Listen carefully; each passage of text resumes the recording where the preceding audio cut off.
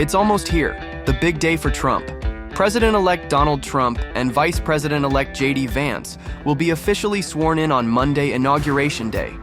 So, what's in store for this historic event? Together, we will determine the course of America and the world for many, many years to come. The day will kick off with a service at St. John's Church in Lafayette Square, one of Washington, D.C.'s most iconic churches.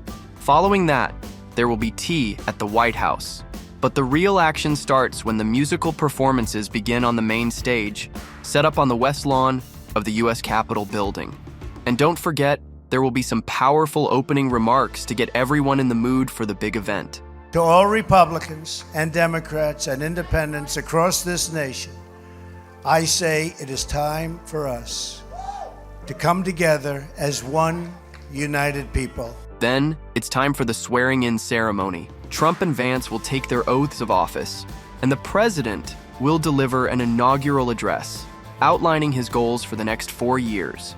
Afterward, Trump will head to the president's room, a pretty official-sounding spot near the Senate chamber, to sign some key documents. No biggie, just the future of the country on paper. Here, sell this tonight on eBay, you get 10,000. Next up, a lunch hosted by the Joint Congressional Committee on Inaugural Ceremonies. Sounds fancy, right? Then, things will heat up with a parade all the way down Pennsylvania Avenue, heading straight to the White House. Later, things get even more festive with 3 inaugural balls. And yes, he's expected to speak at all 3, so get ready for some Trump energy on full display. They have the camera, live television, on my face, the entire amount. My wife goes, I go home. Were there any people there tonight, darling? They don't see. They never show the crowds. Now, let's talk performances. Because, come on, it's a celebration. Country star Carrie Underwood will be taking the stage to sing America the Beautiful. She said, "I love our country and am honored to have been asked to sing at the inauguration." But the fun doesn't stop there. The iconic disco group, the Village People, will also be performing at one of the inaugural balls. If you remember, Trump often played their hits like YMCA and Macho Man during his rallies. The Village People, in their typical upbeat style, posted on Facebook that they hope their music can bring people together after what has been a tumultuous election. It's all about spreading the love, even if you don't agree on politics. The President, Donald Trump, I like the fact that he likes my music. I asked him a long time ago not to play the music, but at the same time, legally, he has a right to play it. And wait for it, Trump's longtime friend and collaborator, country singer Lee Greenwood, will also take the stage, as well as opera singer Christopher Macchio. Talk about a variety of sounds for the night. But I tell you what, there are so many great artists that I really, really like and respect. As for who will be in attendance, local and federal officials are expecting around 200,000 people to show up in Washington, D.C. But let's talk about the big names. After Trump and Vance, we'll see outgoing President Joe Biden and Vice President Kamala Harris, with their spouses Jill Biden and Doug Emhoff. This is definitely going to be a moment. It's not every day we see both sides of an election coming together on the same stage, right? Well, actually, we did catch a glimpse of that recently at Jimmy Carter's funeral. But still, this one hits differently. Off the top, you mentioned the Carter funeral today. What were you talking to Barack Obama about? He did look very friendly, I must say. Former presidents and first ladies are always invited, and George and Laura Bush, along with Barack Obama, are expected to attend. But Michelle Obama? She's sitting this one out. Her office confirmed it, and honestly, it's no surprise. From Trump's birther claims to his remarks over the years, Michelle's decision sends a clear message. She's not holding back her feelings, and who could blame her? See, his limited, narrow view of the world made him feel threatened by the existence of 2 hard-working, highly educated, successful people who happen to be black. Melania Trump is ready for round 2 as First Lady, and she's coming prepared. Back in 2017, she stunned in a 5,500-pound Ralph Lauren dress. But this time, the fashion buzz is even bigger. Designers who once kept their distance are now lining up to dress her, and her go-to designer, Hervé Pierre, says the options are endless. All eyes are on Melania as she steps into this next chapter, ready to make her own statement. Donald Trump? Soon my husband announced that he's running for the president in 2015 So crazy. was everything changed for them and for us. And she's not just about the fashion. Melania's already packed and picked out furniture for the White House, calling this transition much smoother. The first time was challenging. We didn't have much of the information. The information was upheld for us from previous administration, but this time I have everything. With Barron, now 18 and studying at NYU, set to visit occasionally, Melania is also gearing up to revive her Be Best initiative. From her style to her plans, she's ready to leave her mark once again. Maybe some people, they see me as just a wife of the president, but I'm standing on my own 2 feet, independent. I have my own thoughts. I have my own yes and no. I don't always agree what my husband is saying or doing.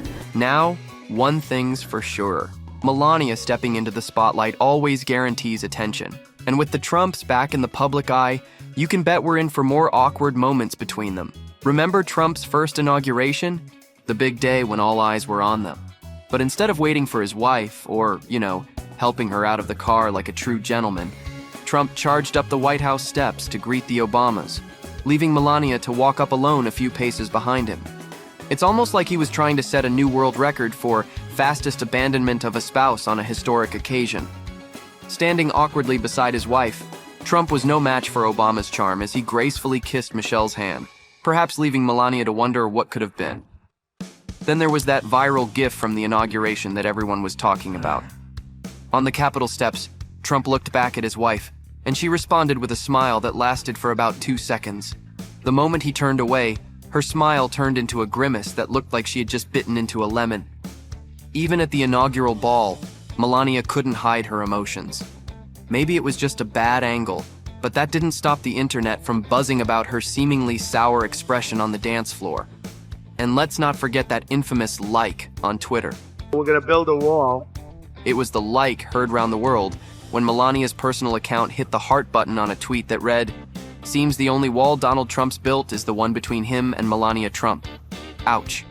Her communications director later claimed that Melania wasn't aware of the like and that they had since changed the passwords. But of course, by then, it was too late. The internet had already had its fun. Then there was the White House Easter egg roll. You'd think it'd be a simple task to put your hand over your heart during the national anthem, but it took a sharp elbow from Melania to remind Trump to follow suit. What a girl boss moment for Melania. But wait, there's more. This isn't the first time Melania's body language has stolen the show. Remember that World Series game?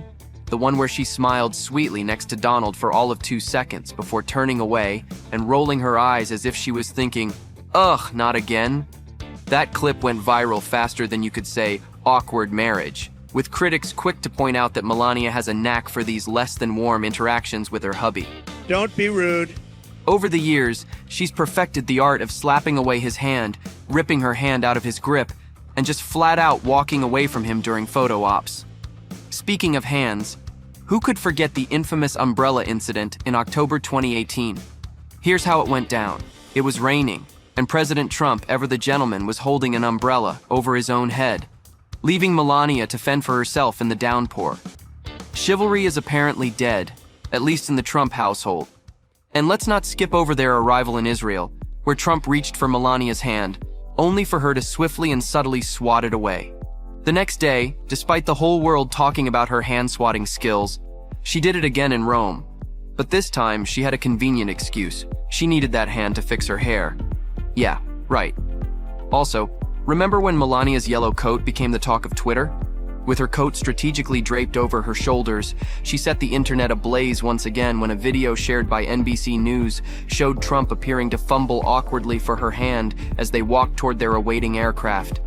It was like watching a toddler trying to grab a slippery fish. It just wasn't happening. Oh, and you like all her choices, or you ever like, what? No, not all her choices, but tonight I like it a lot. She looks great. And then there's that cringe-worthy moment when Trump attempted to hold Melania's hand while welcoming French President Emmanuel Macron and his wife, Brigitte, to the White House. Trump tried everything, tapping, curling his pinky, you name it, until Melania finally relented after what felt like an eternity.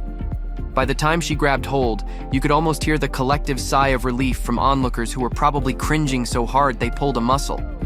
But the pièce de résistance has to be when Melania introduced Donald on stage at a US Air Force event. Normally, this is where you'd expect a sweet peck on the cheek, right? Wrong. Trump greeted her with a pro forma handshake and then, wait for it, gave her a little push, motioning for her to stand off to the side like she was an afterthought. You can't make this stuff up. And lastly, do you remember his remark at a Republican fundraiser? The one when Trump took the stage and, in his usual unscripted style, joked that First Lady Melania wouldn't be overcome with grief if he ended up in a tragic situation. He compared it to Repier's Steve Scalise's shooting, saying, "Scalise's spouse cried her eyes out when I met her at the hospital that day. I mean, not many wives would react that way to tragedy. I know mine wouldn't." It's almost creepy how it turned out to be a strange bit of foreshadowing, as in 2024, Trump ended up getting shot in the ear himself. Talk about life imitating art. Well, the art of humor, that is. Well, I bet Melania was upset about this, or so her public statement said. With a track record like this, it's no wonder people are glued to their screens every time the Trumps step out in public. But what do you think? Is Melania really unhappy with Donald, or is she just not a fan of PDA? Share your thoughts in the comments.